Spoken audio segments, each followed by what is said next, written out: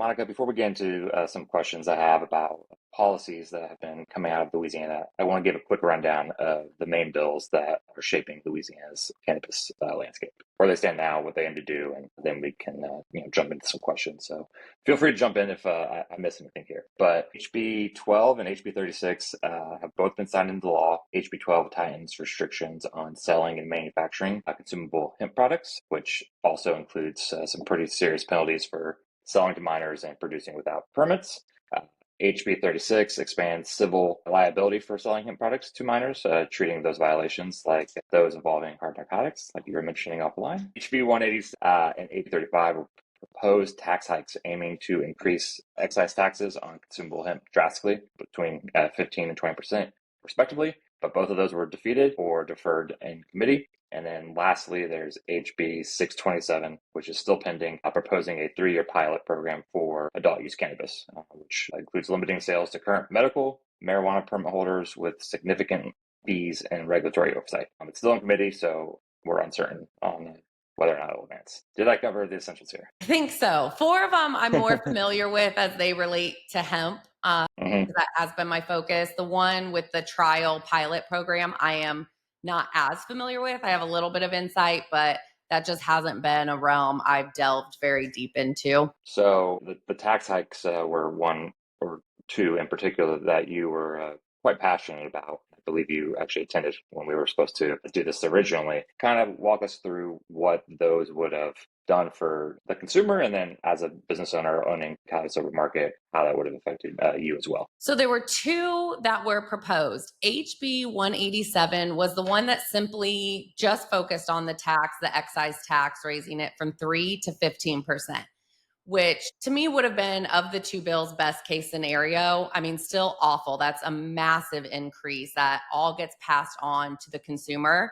And so that one I could have at least worked with, but HB235 was the one that was extremely concerning, because not only did it raise it from 3% to 20%, and keep in mind that's a 567% tax increase, which is just insane. And so when I just ran some brief numbers, it rose, say, right now with the current state taxes, city, state, and our hemp excise tax is 3%. Let's just say a 4-pack of Louis that we carry comes out to $22. It would have raised that to the consumer to $26, which these are already expensive. That would have been massive. It would have hurt the industry in those terms. Personally, I think it's to match some of the tariff pricing that's coming with alcohol. But that's a whole nother deal. But what was the most concerning about HB 235 is that it also created a discretionary testing fund, which was very vague. And as you looked into that testing fund, where I think it was like 25 or 50% of the taxes raised from this increase would get moved over to that, what it read was that it would make state mandated testing. But that's all it said. It didn't say exactly how that would happen. And to get into Louisiana right now, company has to submit, they used to be able to submit their COAs directly to the Louisiana Department of Health. The Louisiana Department of Health would approve them, put them on their approved list. And then in the past, a retailer could buy directly from the brand. But now after they get on the list, they then have to be picked up and carried by a distributor.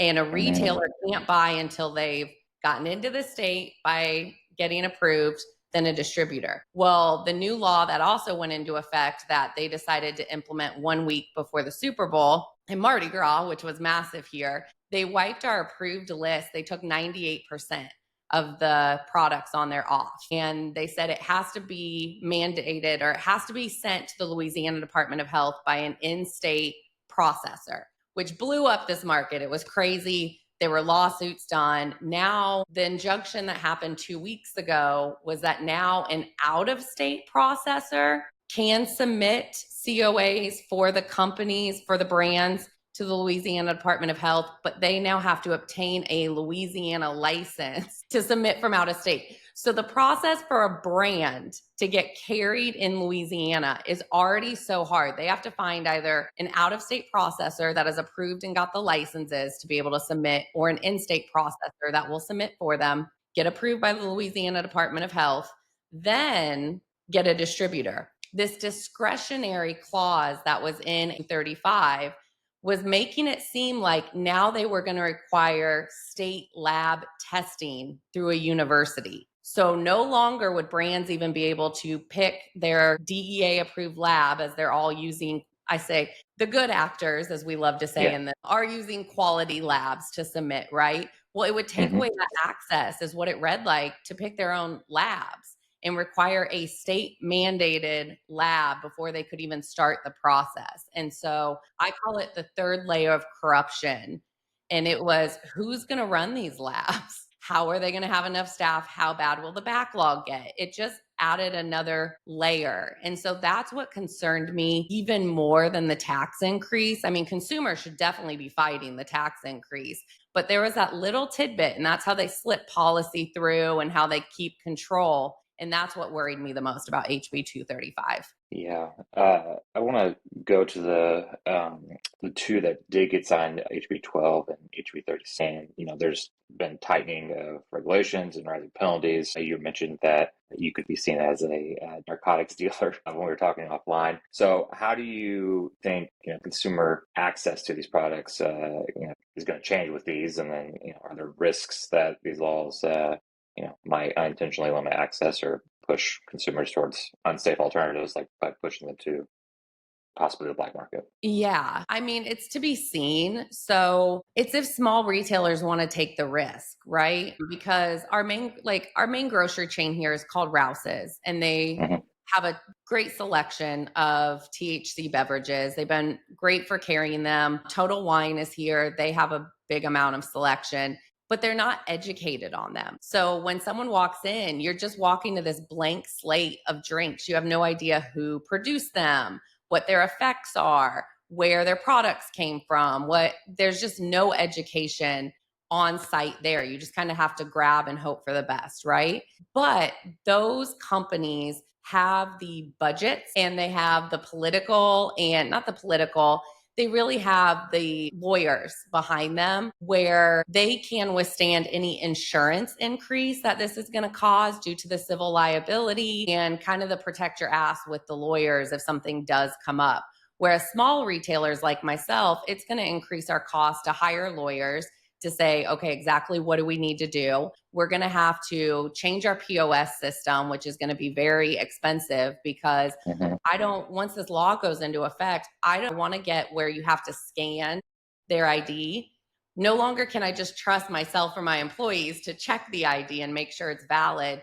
To kind of really cover myself with this new law, it's going to add on the expense, which gets passed to the consumer, of having something where it has to be a scanned ID in order to purchase. And also my insurance. I don't know, with the civil liability tied to it, what my insurance rates are going to do for small businesses. And when you take away small businesses' ability to educate consumers, bring in choices that aren't necessarily on the grocery store shelf yet, by main distributors, it limits the amount of options consumers have. There's certain brands I would love to have on shelves right now, but with all the different tiers of getting into the state that I already told you about, if we now limit that to just certain stores that can afford to sell these, and who their distributors have chosen make this market, it's just going to completely tighten the amount of consumer choices without them even really knowing that that's happening behind the scenes. That's interesting. The one that I find compelling is, all right, so if you sell the products, and there's obviously penalties associated with that, from not only criminal but also civil side of things. What happens if I live in Louisiana and I purchase the product legally from Cali Supermarket or wherever, and my buddy's like, "Oh, those are really cool. Can I buy that 4-pack from you?" Does that Yeah. factor in? I mean, technically, I don't think you're legally supposed to be reselling them. So Right? that I don't know. I think that would technically make you an illegal drug dealer anyway, because you are selling outside of the regulated hemp retail permit. Hmm. So I don't know if you would fall directly under the new laws, but you would probably fall under the law that's out there anyway, because you are selling something that requires a retailer permit for it. But I doubt you would get caught, if that makes sense. Fair. And I mean, I think we all agree no one under 21 should buy these, right? But again, if alcohol, and I hate to always do the comparison, but if they want to be regulated by alcohol, then they should be criminalized like alcohol. They should be civilly liable like alcohol. And that's not the case. It is extremely worse if someone under 21 comes and buys a 5 milligram beverage that has been approved through the Louisiana Department of Health. It has followed all the procedures to make it to my shelf, and it is more criminally liability and civil liability than if someone under 21 bought a bottle of Everclear. And Everclear can kill. They can drink and drive. It just, if we're going to regulate like alcohol in the state, why are we not criminalizing like alcohol? Is kind of the really just doesn't make sense to me. But also, it's not just under 21. And that's what they really use to like push the narrative. And it's hard to fight back against this when you're like, well, look, no, we don't want to sell to 21 either. But when that's the narrative they're using, but it's not just that. Let's say Breeze gets into the market, right?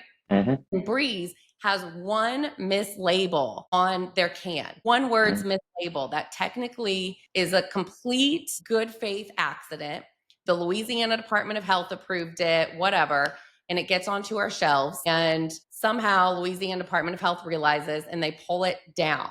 Well, the Louisiana Department of Health doesn't notify retailers. When they did the thing for the Super Bowl, they took 3,000 products off with no notice to anybody. It would technically be criminally liable if somebody came in and bought that can of Breeze. Breeze would be criminally liable if someone came in and bought that can without any of us knowing that Louisiana Department of Health took it down. And those are the same penalties. Those got mirrored and tied together. So it's not just, oh, we're protecting the children, we don't want under 21. But these are for like minor mislabeling accidents. And there was something else, unapproved product. Again, if they take something down, they don't notify anybody, which has happened. We have seen it in action and happen. We're now criminally and civilly liable. It's a really scary spot to be in, because who in their right mind has the time, the thought process to go on the Louisiana Department of Health's website every single day, pull their approved Excel spreadsheet, which has like no functionality for search, it's awful, and manually like find out that everything on your shelves that morning is still approved, because that's what it says we have to do basically. And that just, it seems like it just gives a easy lining for them to go in and target or try to go after certain folks, I guess you could say. But it leaves it really wide open, which is really scary. Yeah. So shifting gears here to more like community impact and social equity. So how would you say these laws and would impact the communities where hemp and cannabis businesses operate, whether that be marginalized or economically vulnerable groups? And are there unintended social consequences with these laws that maybe we should be paying more attention to, in addition to obviously the vagueness of some of those? That is a really, really good question. I'm trying to think of the best way to answer that. I think, okay, so I love them. There's a local company called Crescent Canna, which has a Mm-hmm. great variety of lineup, but they have some products that tend to sell better in marginalized communities, which are because of their soda full of sugar style. Mm-hmm. I mean, I told the distribution rep precisely, like, these won't sell well in my market because mine are all focused on health conscious, right? But you have this line that's selling really well that is jacked full of sugars, which is a huge issue across our country anyway. But if you go into these marginalized communities and you go into, say, their convenience stores or their grocery stores, what they have, I mean, our marginalized communities, they actually call food deserts because their options are very limited, and you go in them and it's nothing but sugar options, like just sugar on sugar and additives. But Crescent Canna is a big player here. They have the biggest distribution, they have the access to keep going. And I just fear that in those marginalized communities, they will get stripped of healthier options by only having these in-state players that know the system, know how to do it, and their products so far show to be really full of sugar. And yes, they'll get the THC in this, but are they really a product that's good for you if it's health and wellness? And so I think it'll just keep limiting those choices because companies might not want to get in here. And when you have limited choices and distributors, their game is volume, right? Velocity and volume. And we know sugar is highly addictive. And so if we make laws that are limiting the amount of options that we have to have, and our distributors are only bringing in options that they know are going to sell well and continue to churn and churn and churn, those are usually full of sugar, highly addictive, and it just sets marginalized communities up with that don't have great options. They have even less education opportunities. What are we setting up their next 20 to 30 years of drinks to look like? And what are their kids going to see their parents drinking? Like, what is the process that's going to continue? And that worries me a little bit. All fair things. Let's focus on what we can do to improve, right? So, how can different stakeholders collaborate more effectively? Are they already collaborating in a good way?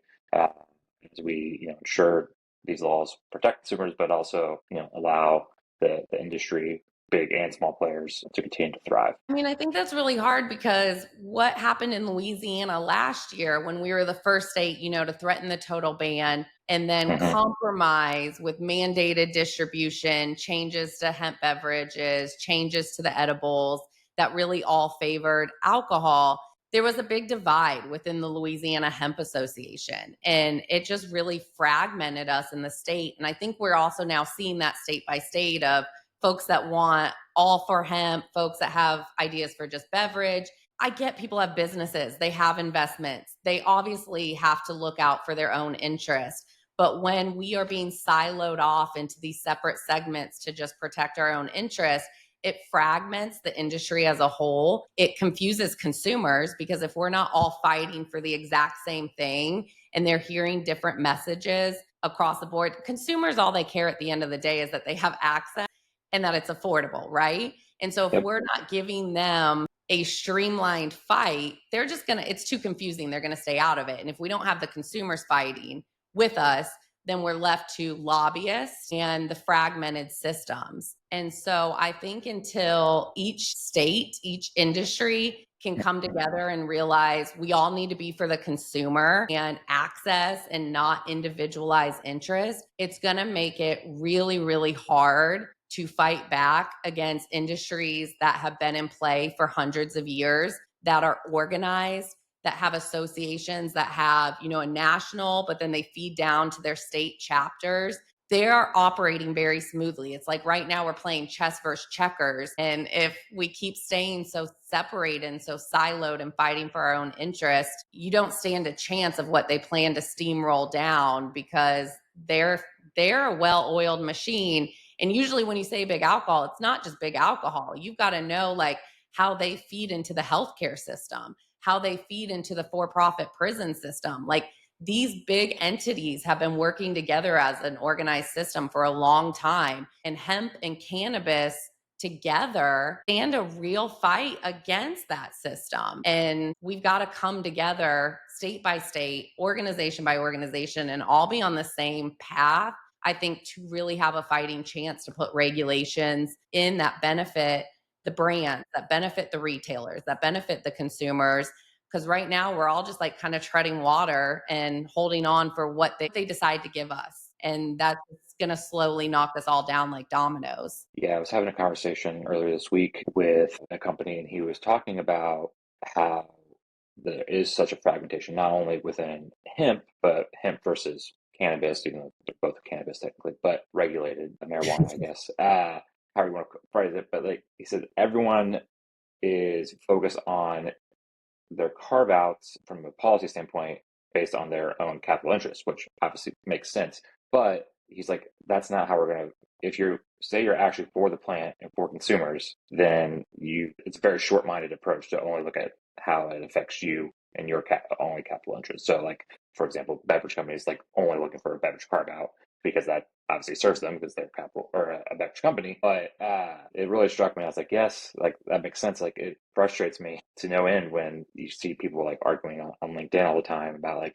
oh, like hemp shouldn't be allowed to exist. And it's like, well, no, like it should. There's plenty of great actors who are doing the exact same testing and deriving their hemp D9 naturally and not through synthetic means. And if you put them side by side, they're going to be the same products. Yes, there should be regulations. Yes, we don't want people under 21. Yes, it makes sense to put in rules that make sense and are common sense. But yeah, I was like, that's a great way to put it. To not focus on just Yeah. privileges. Well, and I think too, like you and I talked when I very first entered this space, right? You and I have Mm-hmm. known each other since however long I've been here. And I didn't come into this to be a business. I didn't come Mm-hmm. in like I opened Cali Sober Market because I felt like nobody was listening to me. And I really wanted to showcase them. These are what the laws are going to do to your ability to get into retailers, get into states. Like, this is not going to help the industry. But so I joined LinkedIn because I did my first podcast with the Canna Mom. This is about a Mm-hmm. year and a half ago. And she's the one that told me, get on LinkedIn. That's where everyone can talk openly, right? So that's the only reason I ever got on LinkedIn. Like, I never meant to be in this. I just really wanted to showcase to women what they've told us is a lie. Here's the truth, blah, blah, blah. And so when I joined, this is going to be so embarrassing. I'm sure this is going to be quoted. I didn't know the difference between hemp and cannabis. I did not. And so here I am adding people, talking to people, like I'm learning as I go. But my first big realm of people that I interacted with were in the cannabis industry, not so much the hemp industry. And I started learning the difference. And so I'm very like connected in the terms of like who I follow and who I comment and who I chat with in the cannabis world. And what I see happening there is it is slowly dying. The industry, the people, the grassroots that built it, they are being Mm-hmm. out of existence. They are being cut right and left from like small jobs and small businesses existing. Every single day I go on and someone that like did a lot in the cannabis industry is like, all right, I'm hanging up my hat. It was good while it was. I'm moving on. And you see the flood of people doing that. That's what's going to happen to hemp. And if we allow these controlled corporate interests, is that it's all going to be built on the back of folks that like busted their ass, risked their investments, went and raised money, went and broke the stigma, hustled, all to be given over to right now. It's looking like big alcohol and its distribution, which again, they'll handpick who they want in markets. They'll have control over what gets on shelves and who doesn't get in. And yes, we'll have this big boom for a little bit and it'll all look good on economics and papers. But the industry that built it is going to follow just like the cannabis industry that built it. And we'll slowly go down while the conglomerates pick and choose how they want it. And I just don't want to see that. I really No, don't. it's I think what folks in the hemp industry have done is just amazing. I'm coming into the cusp of it now and just blown away at what they've done over the years. And I'm like, why would you want to sell that out for such a small portion that hurts everybody else down the road? And eventually there's only going to be a few of you that become the next Budweisers, like, are you yeah. willing to throw away everything else for consumers to say you made it big? Because that's what it seemed. I don't know, but I digress. Yeah, it's I don't have anything against like MSOs or big corporations in the sense that like yeah, you can make your product and make your money and that's fine. Those aren't the products that stand out to me though. And Yeah. I shouldn't say most consumers because obviously Budweiser is Budweiser and most consumers do consume it. But the brands that like really resonate with me are like actual brands that have story and like I can maybe be one or zero connections away from the founder versus whoever founded Budweiser. I'd probably 15 connections away and 10 lawyers and assistants away from being able to talk to them. Yeah. And you think about like, there's nothing wrong with big brands in general, right? That's fine. If they're going to exist, they're going to exist. What frustrates me is weaponized policy, is when they are weaponizing policy to gain control. Like everyone should have an even playing field to go be the next big brand, make the deals that make sense, build their brand, build their consumers, get in the right spots. But when you weaponize policy state by state, that doesn't happen. And that's what frustrates me. Like, let everyone play. Like, I'm not anti-capitalism. I'm not anti anything like that. Like, I want to see this play out. Like, let's go have some fun. Let's go build some brands. Let's go do some badass shit for consumers. But they're weaponizing policy. And there's certain organizations that are willing to sell out to do that. And that's not right. That's what I'm so passionate about, is weaponized policy. That's a great way to lead into the last question here, which is, looking ahead, what would nirvana be to you in terms of future policy for Louisiana? And would that be removing certain bills that are currently in effect, or what regulations would you like to see that are in place currently? I mean, I think in a euphoric, perfect world, we would remove some things. I'm against mandated distribution. Mhm. I think I love my distributors that I use. Like, I text them all the time. I'm like, hey, blah, blah, blah. Like, love distributors. But when I'm forced to use them and that's blocking me from getting a brand that I want to Mhm. carry, which, side note, I don't know if you know, I just decided to become my own distributor because the 3-tier system is being broken down in front of our face. So I can be retailer, I can be distributor, I can be brand, I can be grower, I can be everything. And so to kind of combat some of this corruption, as I call it, I just went and got my own distribution license. And so now, Nice. if brands can get through that processor approval, right, I can now carry them as their distributor to at least get their foot in the door. I don't want to be some massive distributor. Like, go prove your case to someone that actually specializes in that and does well. Like, I can refer you to people, but it helps break that corruption. So I'm for choice, not mandated. Hmm. That's the biggest thing. Like, not against distributors. I'm against them weaponizing policy to give them control that they shouldn't have. Because, anyhow, so it would be removing that mandated clause would be a perfect world, because distributors were carrying this before the mandated clause. It's just the big distributors held out until it was mandated. So it would be removing that. And then, I mean, again, I don't think that the criminal policies should be what they are. I think there should absolutely be fines for selling underage or unapproved products. I think there should be risk of license. I think that's more important than criminal penalties.